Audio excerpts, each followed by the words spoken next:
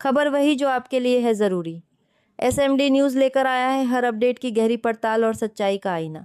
मैं हूं आपके साथ और आप देख रहे हैं एसएमडी न्यूज़, हर पल हर खबर पर नज़र।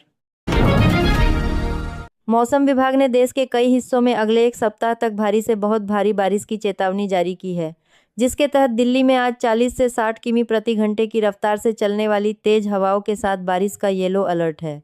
इसके अलावा उत्तर के लिए प्रदेश, बिहार, मध्य प्रदेश, छत्तीसगढ़, झारखंड और पश्चिम बंगाल सहित देश के 18 राज्यों में मानसून के तेजी से आगे बढ़ने के कारण भारी बारिश की संभावना जताई गई है। गुजरात, महाराष्ट्र और कोंकण क्षेत्र में अगले 2 दिनों के भीतर अत्यंत भारी बारिश का अनुमान है, जबकि पहाड़ी राज्यों जैसे हिमाचल प्रदेश और उत्तराखंड में मूसलाधार बारिश के चलते भूस्खलन और निचले इलाकों में जलभराव का खतरा बना हुआ है। अयोध्या राम मंदिर में चढ़ावा चोरी के आरोपी टिन्नू यादव को लेकर सपा अध्यक्ष अखिलेश यादव और भाजपा सांसद निशिकांत दुबे के बीच कानूनी लड़ाई छिड़ गई है। निशिकांत दुबे द्वारा सोशल मीडिया पर अखिलेश और आरोपी के बीच कथित बातचीत का दावा करने वाली पोस्ट साझा करने पर सपा ने उन्हें मानहानि का लीगल नोटिस भेजा है। अखिलेश यादव ने इसे सपा के पीडीए गठबंधन को बदनाम करने की भाजपा की साजिश बताया है और सार्वजनिक माफी व पोस्ट हटाने की मांग की है। मशहूर कॉमेडियन कपिल शर्मा की फिल्म दादी की शादी इस वक्त ओटीटी प्लेटफॉर्म नेटफ्लिक्स की टॉप ट्रेंडिंग लिस्ट में नंबर 1 पर काबिज हो गई है। आशीष आर मोहन के निर्देशन में बनी और 3 जुलाई 2026 को नेटफ्लिक्स पर रिलीज हुई यह फिल्म दर्शकों को खूब पसंद आ रही है, जबकि 8 मई को सिनेमाघरों में रिलीज के दौरान इसे खास कामयाबी नहीं मिली थी। फिल्म की कहानी टोनी कालरा की शादी के इर्द गिर्द घूमती है, जिसमें नीतू कपूर के अचानक शादी करने के फैसले से एक मज़ेदार पंगा खड़ा हो जाता है। इस कॉमेडी ड्रामा फिल्म में रिद्धिमा कपूर साहनी ने अपना डेब्यू किया है और उनके साथ आर शरद कुमार व सादिया खातीब जैसे कलाकार भी मुख्य भूमिकाओं में हैं। एआई, सेमीकंडक्टर, इलेक्ट्रिक व्हीकल और डिफेंस जैसी आधुनिक तकनीकों के लिए ज़रूरी क्रिटिकल मिनरल्स की सप्लाई चेन मजबूत करने में भारत तेज़ी से आगे बढ़ रहा है। पिछले 24 महीनों में भारत ने अमेरिका, ब्रिटेन, ऑस्ट्रेलिया और ब्राज़ील सहित 24 देशों के साथ लिथियम, कोबाल्ट और कॉपर जैसे खनिजों की खोज, प्रोसेसिंग और निवेश के लिए समझौते किए हैं। इसके अतिरिक्त रूस, चिली और कजाकिस्तान समेत 11 अन्य देशों के साथ रणनीतिक साझेदारी के लिए बातचीत जारी है। इस वैश्विक नेटवर्क का मुख्य उद्देश्य केवल खनिजों का आयात करना नहीं, बल्कि भविष्य की हाईटेक मैन्युफैक्चरिंग के लिए संसाधनों की सुरक्षित उपलब्धता सुनिश्चित करना है। दिल्ली एनसीआर में मानसून की सक्रियता के साथ ही मंगलवार सुबह से नोएडा, गुरुग्राम और फरीदाबाद समेत कई इलाकों में झमाझम बारिश का दौर शुरू हो गया है। मौसम विभाग ने आगामी शुक्रवार तक हल्की से मध्यम बारिश का अनुमान जताते हुए दिल्ली के लिए येलो अलर्ट जारी किया है। इस दौरान दिन भर बादल छाए रहने, गरज चमक के साथ तेज हवाएं चलने और अधिकतम तापमान 36 डिग्री सेल्सियस के आसपास रहने की संभावना है। इस बारिश से लोगों को उमस भरी गर्मी से बड़ी राहत मिली है और तापमान में गिरावट दर्ज की गई है। हालांकि प्रशासन ने जलभराव और ट्रैफिक जाम को लेकर लोगों को सावधानी बरतने की सलाह दी है। रूस से भारी छूट पर कच्चा तेल खरीदने के बाद भारत अब ईरान से भी सस्ता क्रूड ऑयल खरीदने की तैयारी में है। यदि अमेरिका 21 अगस्त के बाद भी ईरान पर प्रतिबंधों में ढील जारी रखता है तो भारतीय रिफाइनरियां वहां से सस्ते तेल का आयात शुरू कर सकती है। वर्तमान में मध्य पूर्व के तनाव को देखते हुए भारतीय कंपनियों ने अगस्त तक का रिजर्व स्टॉक पहले ही फुल कर लिया है, जिससे देश में आपूर्ति सुरक्षित है। हालांकि इस समय ईरान के 4 से 5 डॉलर प्रति बैरल के मुकाबले रूस से 6 डॉलर प्रति बैरल तक की ज़्यादा छूट मिल रही है, जिससे रूसी तेल भारत की पहली पसंद बना हुआ है। फिर भी भविष्य की ऊर्जा सुरक्षा के लिए भारत और ईरान के बीच लगातार बातचीत जारी है। ताजमहल विवाद, इलाहाबाद हाईकोर्ट का केंद्र और आसी को नोटिस, जानिए कैसे पता चलती है स्मारकों की असलियत। इलाहाबाद हाईकोर्ट ने ताजमहल परिसर में तेजो महालय शिव मंदिर होने के दावे पर केंद्र सरकार और भारतीय पुरातत्व सर्वेक्षण से जवाबी हलफनामा मांगा है। किसी भी प्राचीन ढांचे की असलियत जानने के लिए आसी ग्राउंड पेनिट्रेटिंग रडार, साइज्मिक और इलेक्ट्रोमैग्नेटिक जैसी आधुनिक वैज्ञानिक तकनीकों का उपयोग करता है, जिससे बिना नुकसान पहुंचाए जमीन के नीचे दबे अवशेषों की 3 तस्वीर मिल जाती है।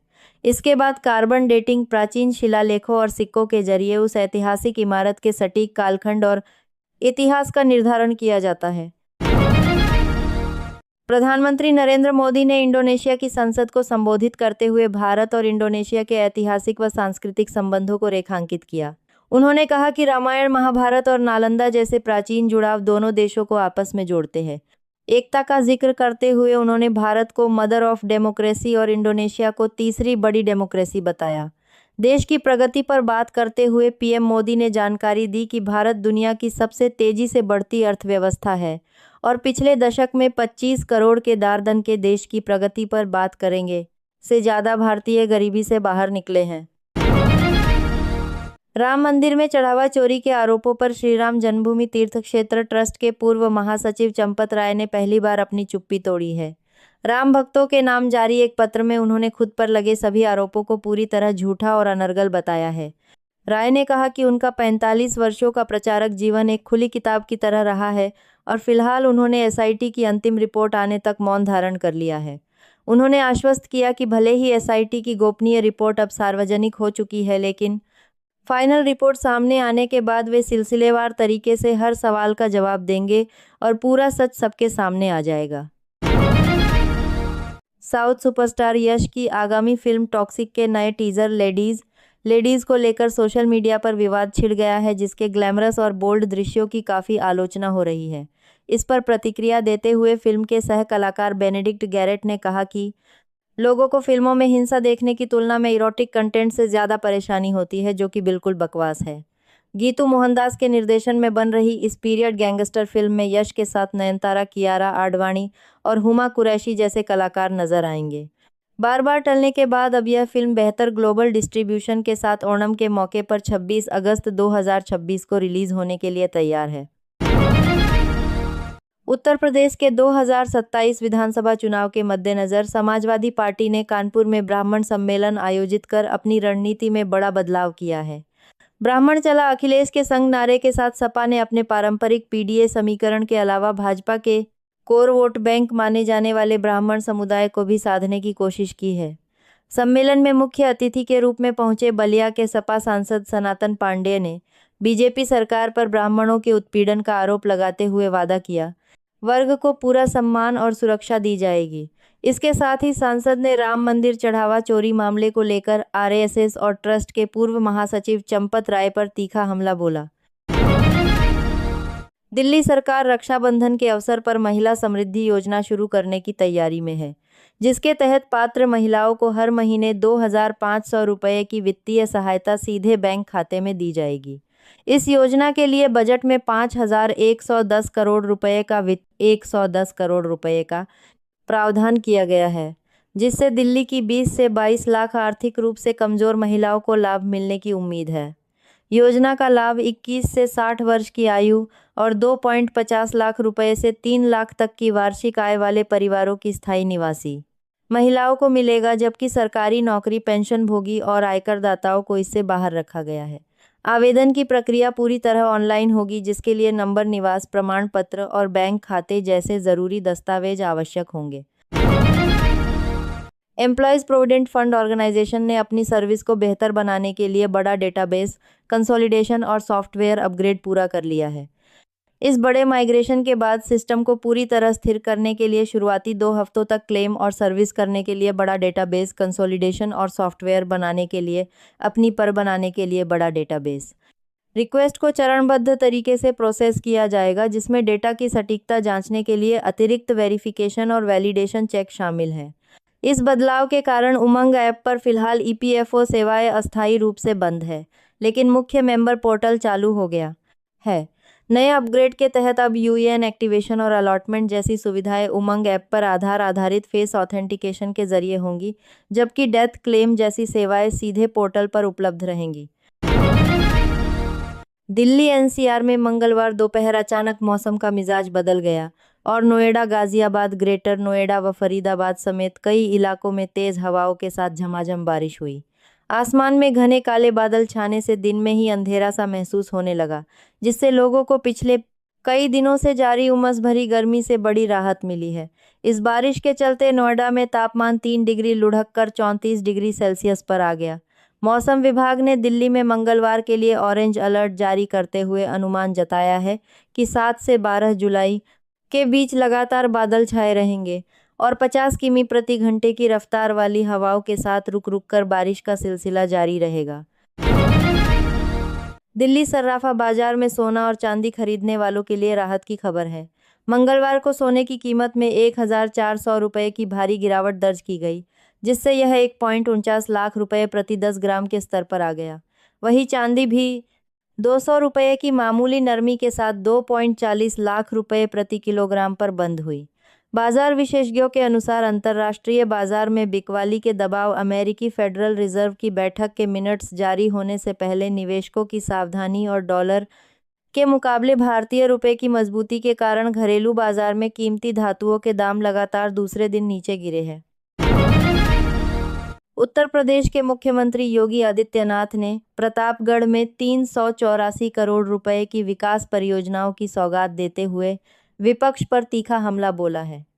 उन्होंने राम मंदिर चढ़ावा चोरी मामले को बढ़ा चढ़ाकर पेश करने का आरोप लगाते हुए कहा कि इस एक घटना के जरिए अयोध्या को बदनाम करने की साजिश रची जा रही है। सीएम योगी ने सवाल उठाया कि चढ़ावा चोरी पर शोर मचाने वाले दल वक्फ संपत्तियों की हेराफेरी पर चुप क्यों है। उन्होंने सपा और कांग्रेस पर निशाना साधते हुए कहा, कब्रिस्तानों में लगता था और त्योहारों पर दंगे होते थे, लेकिन अब बिना किसी भेदभाव के विकास कार्य हो रहे हैं। गुजरात हाईकोर्ट ने साल 2008 के अहमदाबाद सीरियल ब्लास्ट केस में निचली अदालत के फैसले को बरकरार रखते हुए दोषियों को बड़ा झटका दिया है। कोर्ट ने मामले को दुर्लभ से दुर्लभतम मानते हुए 38 दोषियों की मौत की सजा और 11 की उम्र कैद को कायम रखा है। दोषियों ने इस सजा के खिलाफ हाईकोर्ट में अपील की थी, जिस पर महीनों चली सुनवाई के बाद यह फैसला आया। गौरतलब है कि 26 जुलाई 2008 को अहमदाबाद के विभिन्न भीड़भाड़ वाले इलाकों में 45 मिनट के भीतर हुए 21 सिलसिलेवार बम धमाकों में 56 निर्दोष लोगों की जान चली गई थी। केंद्रीय गृह मंत्री अमित शाह ने श्यामा प्रसाद मुखर्जी की 125वीं जयंती पर आयोजित कार्यक्रम में घोषणा की है कि पश्चिम बंगाल में समान नागरिक संहिता लागू करने के लिए समिति का गठन कर दिया गया है। मुख्यमंत्री शुभेंदु अधिकारी के नेतृत्व वाली भाजपा सरकार की सराहना करते हुए उन्होंने कहा कि सरकार घुसपैठियों की पहचान करने, सीए के तहत शरणार्थियों को नागरिकता देने और अपराध रोकने के लिए दुर्गा सुरक्षा दस्ता जैसे कड़े कदम उठाकर अपने चुनावी वादों को पूरा कर रही है। इस मौके पर अमित शाह ने डॉक्टर मुखर्जी की 125 फुट ऊंची प्रतिमा की आधारशिला भी रखी और कश्मीर से अनुच्छेद 370 हटाने को उनकी वैचारिक विरासत की जीत बताया। आलिया भट्ट और Sharvari Wagh starrer spy thriller film Alpha opening weekend के बाद मंडे टेस्ट में भी उम्दा प्रदर्शन कर रही है। रिलीज के चौथे दिन यानी सोमवार को फिल्म ने वर्किंग डेज के बावजूद वर्ल्ड वाइड करीब 10 करोड़ रुपए की शानदार कमाई की है, जिससे इसका कुल gross box office collection 70 crore रुपए के करीब पहुंच गया है। इंटरनेशनल मार्केट में भी फिल्म का जलवा बरकरार है और इसका ओवरसीज कलेक्शन 22 करोड़ रुपए से अधिक हो गया है। आदित्य चोपड़ा के स्पाई यूनिवर्स की इस फिल्म में आलिया और शर्वरी के दमदार एक्शन सीक्वेंस के साथ साथ अनिल कपूर और बॉबी देओल भी मुख्य भूमिकाओं में नजर आ रहे हैं। पीएम सूर्य घर मुफ्त बिजली योजना के तहत देश में 36.47 लाख से अधिक घरों पर सोलर सिस्टम लगाए जा चुके हैं। एक हालिया स्टडी के मुताबिक नियमित सफाई न होने से पैनलों पर धूल मिट्टी जमा हो जाती है, जिससे बिजली उत्पादन 5% से 30% तक घट सकता है। विशेषज्ञों के अनुसार पैनलों को हमेशा सुबह जल्दी या देर शाम को ही साफ करना चाहिए, क्योंकि कड़क धूप में गर्म कांच पर ठंडा पानी डालने से पैनल चटक सकते हैं। सफाई करने से पहले इन्वर्टर को बंद करना बेहद ज़रूरी है। अमेरिका ने जबरन श्रम से बने सामानों को ग्लोबल सप्लाई चेन में रोकने में विफल रहने के आरोप में भारत सहित करीब 60 देशों के निर्यात पर नए आयात शुल्क लगाने का प्रस्ताव रखा है। राष्ट्रपति डोनाल्ड ट्रंप के नेतृत्व में शुरू हुई इस 3 दिवसीय सुनवाई और अमेरिकी व्यापार मंत्रालय की मार्च 2026 से जारी जांच पर भारत ने कड़ी आपत्ति जताई है। भारत ने अमेरिकी जांच के निष्कर्षों को खारिज करते हुए इसे तुरंत समाप्त करने की मांग की है। इस जांच में उन स्थितियों का अध्ययन किया गया है जहां सीधे तौर पर जबरन श्रम का उपयोग होता है या फिर देश ऐसे सामानों के आयात पर रोक लगाने में विफल रहते हैं जिसका इस्तेमाल बाद में अमेरिका निर्यात किए जाने वाले उत्पादों में किया जाता है।